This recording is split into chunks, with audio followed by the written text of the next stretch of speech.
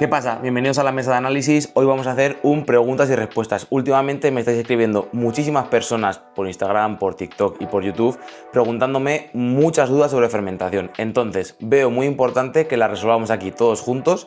Voy a resolver las 10 dudas más comunes que tenéis sobre fermentación y os va a servir para que aprendáis tanto lo que ocurre dentro de la fermentación como que os ayude a fermentar con mucha más seguridad. La primera pregunta la dice Manolo Julián Osma y dice: si fermenta, ¿tiene algo de alcohol? La verdad que esta pregunta es súper interesante y la respuesta es que depende. Depende del tipo de fermentación que hagamos, tendremos alcohol o no. Normalmente las recetas que yo subo sobre fermentaciones suelen ser fermentaciones lácticas, es decir, fermentaciones que no generan alcohol. En las fermentaciones lácticas lo que más se produce es ácido láctico y lo que fermentan suele ser bacterias. Para que entendáis un poco más esto, las fermentaciones más comunes que nos vamos a manejar, sobre todo en mi canal, a no ser que indague algún día en alguna cosa más, que espero hacerlo, son fermentaciones alcohólicas o fermentaciones lácticas. Las fermentaciones lácticas no suelen generar alcohol. Puede ser que se forme alguna cantidad de alcohol, pero será un alcohol mínimo, minimísimo. Por otro lado, las fermentaciones alcohólicas sí que generarán alcohol, y en ese caso os lo especificaré, ¿vale? Pero aún así, hasta ahora las recetas que tengo subidas, por ejemplo, la receta del tepache, son recetas que sí que generan alcohol porque fermentan levaduras, pero la cantidad de alcohol que se forma es mínima, como mucho entre 1 y 2 grados de alcohol, ¿vale? Pero que tengáis por seguro que las fermentaciones que hagamos de verduras son fermentaciones lácticas y por lo tanto no van a formar alcohol, eso que os quede muy claro. Sobre este tema quiero hacer un vídeo mucho más largo, mucho más extenso, explicándoos las fermentaciones paso a paso y qué es lo que pasa. Porque al final una fermentación, ¿qué es lo que es? Una fermentación es la transformación de unos compuestos orgánicos en otros por la acción de unos seres vivos. Esos compuestos orgánicos iniciales pueden ser diversos, normalmente son azúcares.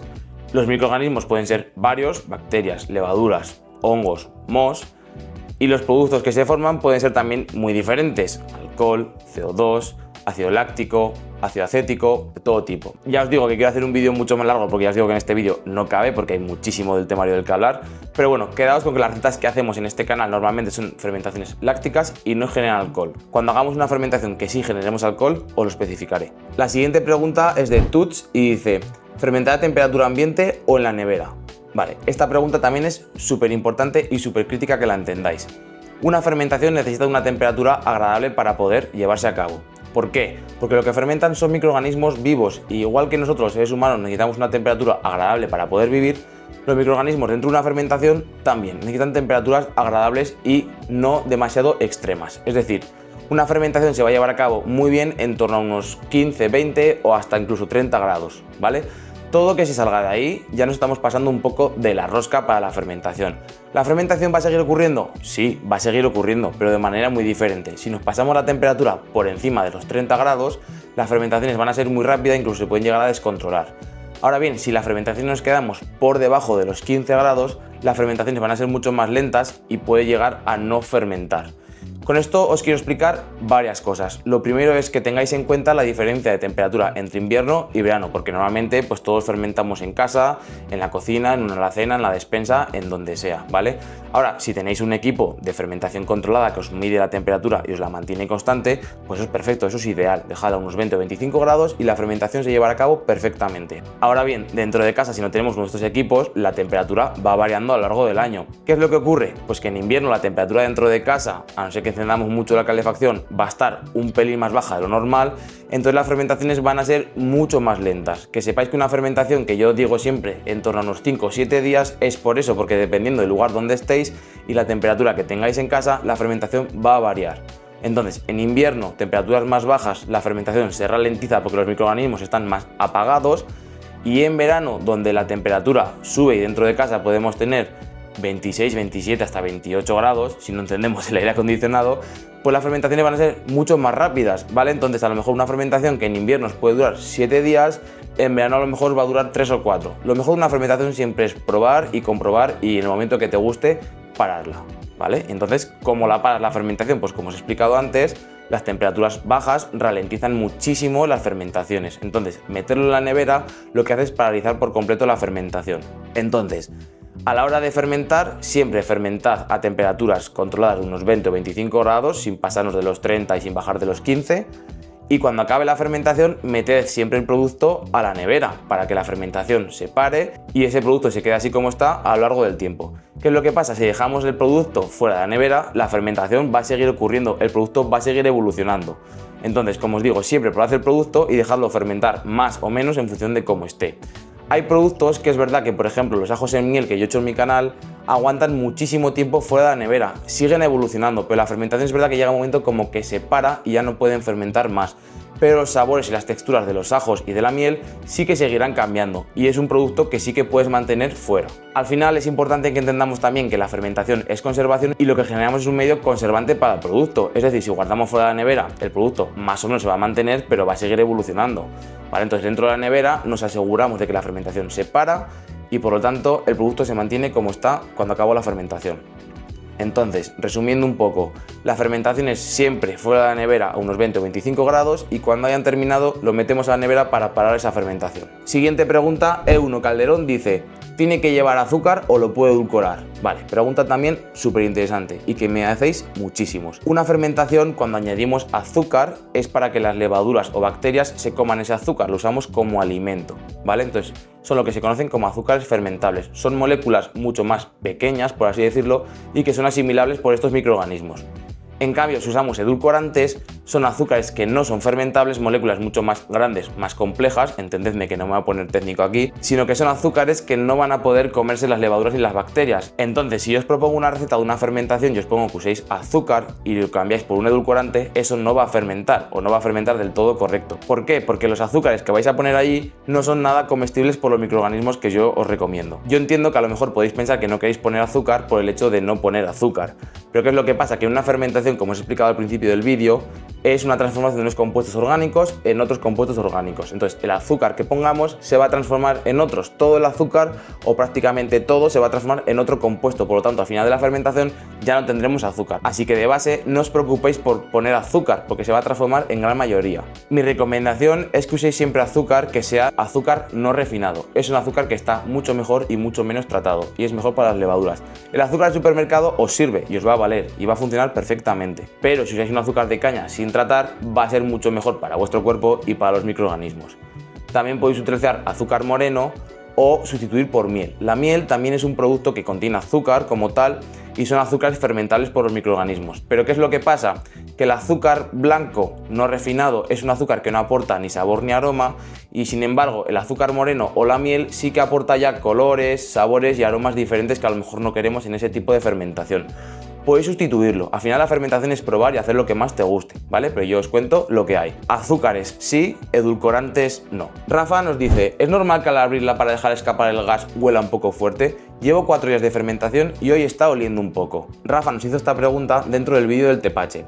¿Qué pasa? Que el tepache es una fermentación que sí que es alcohólica porque fermentan levaduras, genera muy poco alcohol, como os he explicado antes, en torno a 1 o 2% como muchísimo, y está cerrado. Entonces ahí dentro los gases no salen y se quedan dentro. Al principio de una fermentación alcohólica, en torno a los primeros 2 o 3 días, es cuando más se producen los aromas indeseables, aromas sulfurados, los típicos aromas a pecete. Entonces es normal que al abrir los primeros días de fermentación eso huela un poco fuerte, pero llevándonos al terreno de todas las fermentaciones en general, una fermentación como tal no debería oler mal, ¿vale? Si os huele mal, desechadlo por completo. Habría que analizar otro tipo de cosas de qué ha podido pasar ahí, de si habéis lavado bien, por ejemplo, la fruta si es fruta, de si el producto está en contacto con oxígeno y por lo tanto se está oxidando o está entrando un moho en contacto y está produciendo otro tipo de fermentación que no queremos.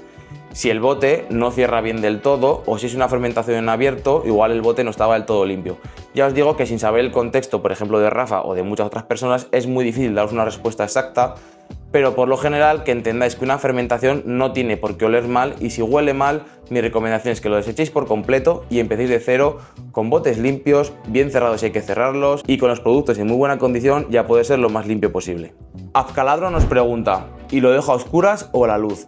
La luz es un factor clave en una fermentación, clave para mal. La fermentación siempre debe ocurrir a oscuras, entonces mi recomendación es que lo pongáis siempre dentro de una despensa o de un armario que tengáis en la cocina cerrado. Si lo dejáis fuera del armario, la luz lo que va a hacer es producir ciertas reacciones, sobre todo de oxidaciones, que a lo mejor son reacciones que no queremos y pueden llegar a producir sabores o aromas indeseables. Si hacéis una fermentación fuera del armario, en la cocina, y le da un poco de luz, tampoco pasa nada. Entendedme que lo que os quiero decir es que no necesitamos que le dé un rayo de luz de sol directo a nuestra fermentación. eso sí que no lo queremos bajo ningún concepto. Pero si fermentáis en una cocina y no tenéis a lo mejor espacio, porque yo soy el primero que no tiene espacio en la cocina dentro de los armarios, podéis fermentar tranquilamente en una cocina, en el sitio donde menos luz le dé. Pero mi recomendación es que siempre que podáis la fermentación la hagáis dentro de un armario cerrado, completamente a oscuras. La siguiente pregunta nos la hace Esther Wenceslao y dice lo siguiente: ¿cada cuánto hay que abrir el bote para que no reviente? Esta pregunta es muy común que la tengáis y os voy a explicar antes una pequeña cosa. Una fermentación ocurre durante, digamos, unos 7 días. Esos 7 días el bote se va a ir cargando de gas, entonces es muy importante que lo abramos. Pero no durante los 7 días se produce gas completamente de la misma forma, sino que durante los primeros días, en los días donde más gas se produce. Entonces, en torno a los 3, 4, 5 incluso primeros días, sí que debéis abrir el bote para que ese gas salga, no se forme una presión brutal dentro del bote y no os reviente la cocina y os ponga todo perdido. Entonces, ¿cómo abrimos el bote? El bote es muy fácil de abrir, simplemente tenéis que hacer plup plup y ya está. No hace falta dejarlo 1 minuto, 2 minutos, ni que sea preciso, simplemente es abrir, que ese gas salga, que esa presión se vaya y se vuelva a seguir cargando. Cuando pasen 4 o 5 días y abréis el bote y ya no notéis esa diferencia de gas, de que sale gas de los primeros días, que se nota bastante, que salen burbujas, que suena mucho más el bote, cuando lo abráis al cabo de unos 4 o 5 días y ya no se noten ese tipo de sensaciones, significa que la fermentación ya prácticamente estará acabando y ya no se produce gas, porque ya no quedará más alimento para los microorganismos. Entonces el bote ya no tiene más sentido abrirlo. Y como es mejor verlo que explicarlo, os he traído un bote que tengo aquí fermentando en casa. Me regalaron el otro día unas piparras y las he puesto a fermentar para hacer lactopiparras. Voy a hacer una pequeña recetita que espero que veáis en algún momento que otro. No sé cuándo se publicará este vídeo, pero espero que lo veáis. Entonces, esto aquí dentro pues lleva fermentando 2 días, lo he abierto esta mañana, ahora mismo por la tarde, habrán pasado como unas 5 horas desde la última vez que lo he abierto y vamos a ver cómo suena y ese gas que sale. Simplemente para abrir, abrís el bote. ¿Habéis escuchado? Por ahí sale un poco de gas y ya, pues yo lo vuelvo a cerrar y tan tranquilo. Y aquí esto se queda fermentando sin ningún tipo de problema. Mañana lo vuelvo a abrir. No hace falta abrirlo 4 o 5 veces al día. Con abrirlo una vez es más que suficiente. Una vez al día, suficiente. De hecho, ya lo he abierto y ha salido gas. Sí, pero menos del que ha salido esta mañana porque llevaba ya 24 horas fermentando. Entonces, como recomendación, abrid el bote durante los primeros 4 o 5 días como mucho, una vez al día y más que suficiente. La siguiente pregunta nos la hace Laura CM47 y es: ¿una vez fermentados se guarda en la nevera o se deja fuera? Desgraciadamente esta respuesta ya la respondí anteriormente, pero es una de las preguntas más comunes que me hacéis. Entonces, como os he dicho antes, un producto fermentado es un producto vivo. Si lo dejáis fuera de la nevera, la fermentación va a continuar. Aunque ya no tenga más alimento que comer el microorganismo, el medio que se genera ahí va a seguir haciendo que el producto evolucione. Entonces, cuando la fermentación haya terminado, guardad vuestro producto siempre en la nevera para que deje de evolucionar y se mantenga estable en el tiempo. Esta pregunta la verdad que me ha encantado porque refleja todo lo que yo quiero compartir y es de Marie Simkin y dice: ¿para qué sirve que fermenten? Bueno, Marie, la fermentación tiene muchísimos papeles y con este canal es lo que quiero promover. La verdad que no sé ni por dónde empezar. Lo primero, las fermentaciones nacieron por tema de conservación. Una fermentación es una conservación porque se genera un medio en el que se impide que entren otro tipo de microorganismos, ya sea porque ese medio tiene mucho alcohol, tiene mucho ácido láctico, entonces solo crecerán esas bacterias que ahí han estado fermentando, impidiendo que entren otras. Así que la fermentación de primera mano tiene un papel de conservación. Otra cosa que hace la fermentación es cambiar las texturas y sabores de los alimentos. Por ejemplo, no es lo mismo un pepino crudo que un pepino fermentado. Además de que hay productos que en sí mismos tienen que llevar fermentación para que se formen, como por ejemplo el kéfir, la kombucha, la cerveza, el vino, el yogur, el queso y así hasta el infinito. Además, una fermentación lo que hace es degradar ciertos nutrientes en algunos mucho más pequeños y mucho más asimilables para nuestro microorganismo. Es decir, nos hace como una pequeña predigestión de lo que van a ser luego nuestros alimentos, haciendo mucho más fácil nuestra posterior digestión. Además, las fermentaciones generan una cosa muy importante para nuestra microbiota y es que todas son probióticas o prebióticas o incluso las dos, haciendo que a nuestra microbiota lleguen o alimentos para los microorganismos que allí viven o microorganismos vivos que la sigan florando y nos sigan produciendo una microbiota llena de salud. Y por último, una cosa muy importante que también hace la fermentación es evitar que desperdiciemos ciertos alimentos. Por ejemplo, los tepaches de piña, de sandía o de melón hacen que con las cáscaras de esos productos no los tiremos, sino que hagamos una bebida muy saludable para nosotros mismos. Entonces es una forma también de evitar desperdicios. Mari, la verdad que espero que te haya quedado claro que la fermentación es vital en nuestra vida, que aparte de ser muy buena para nuestra salud, hay compuestos que sin fermentación no estarían, como la cerveza, el vino, el pan, la pizza y muchísimos más. Artau Garroset dice lo siguiente: lo probé de esta manera y se me pudre el agua, le sale moho, ¿qué puedo hacer? Esta pregunta me la hizo en el vídeo de crear un Scooby desde cero y lo que creo que ha podido pasar es que aquí el bote seguramente no estaba bien limpio. Utilizad siempre botes lo más limpio posible, compraos botes nuevos con cierre hermético a poder ser, nunca reutilicéis botes de conserva porque aunque los limpiéis muy bien siempre van a dejar restos de algún tipo, sobre todo aromáticos, o las tapas que son de metal es donde más infección de microorganismos puede haber, y utilizar siempre botes limpios, lo más limpios posible. Yo los limpio en casa tranquilamente con agua y con Fairy, o sea que es que no hace falta tampoco complicarse la vida. Y después vas a crear un medio que hay dentro, solo fermenten tus microorganismos. Pero si reutilizáis botes o no están del todo bien limpios, al final ahí cuando tú metas tu producto a fermentar va a haber otros microorganismos que compitan contra tu producto. Y si son microorganismos como por ejemplo los mohos que necesitan de aire para poder crecer y reproducirse, igual que el Scooby en la kombucha, van a competir contra él creciendo más que tu Scooby y ganándole. Entonces se te formará un moho en la parte superficial. Por eso mi recomendación es que utilicéis siempre el bote lo más limpio posible y nunca utilicéis botes de conserva reutilizados. Pueden ser efectivos, pueden llegar a funcionar, pero es un foco de infecciones muy fácil de tener en casa. Mi recomendación es que os compréis botes nuevos con cierre hermético y con gomita arriba y con eso lo tenéis más que solucionado. Por último, me he guardado una pregunta que realmente no es una pregunta, pero es que me hacía especial ilusión ponerla aquí. Y es de Atticus Green y nos dice: tienes razón, a veces las cosas más pequeñas son las cosas más bonitas. Y sí, en los vídeos que yo subo en los reels pequeños siempre dejo como un pequeño trozo donde os enseño la fermentación más de cerca y os digo que en las cosas más pequeñas muchas veces están las cosas más bonitas. Y es que la fermentación es una práctica muy buena de observar la vida microscópica que está ahí dentro, ¿vale? ¿Y cuál es la forma más fácil de observarlo? Aparte de conseguir sabores nuevos, pues por ejemplo es el gas que están formando en los botes y es una cosa maravillosa. Cada vez que abres el bote ver que sale el gas es que eso está lleno de vida, me parece muy bonito y esto es una pequeña reflexión filosófica que yo me gusta mucho y es decir que bueno, pues que las cosas más pequeñas, en los detalles más pequeños, en los más simples, muchas veces están las cosas más bonitas. Y al final esta reflexión que yo hago me gusta ponerla porque no solo en la fermentación ocurren este tipo de cosas, sino también en la vida. Al final las cosas más pequeñas son las cosas más bonitas. Dar las gracias cuando acabas la compra en el supermercado en la caja, regalar una visita a una fábrica a tus padres porque les encanta,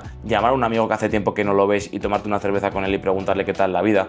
No hace falta complicarnos mucho para estas cosas, sino a veces con pequeños detalles son las cosas más bonitas. Y en la fermentación esto ocurre así. Los microorganismos que están ahí dentro los ponemos nosotros, les dejamos que crezcan y nos producen alimentos completamente nuevos y completamente diferentes. Espero que os haya gustado este vídeo y que las preguntas que he respondido os sean de utilidad. Espero que os ayude a fermentar mucho mejor en casa, a comprender de una manera mucho más sencilla lo que pasa dentro.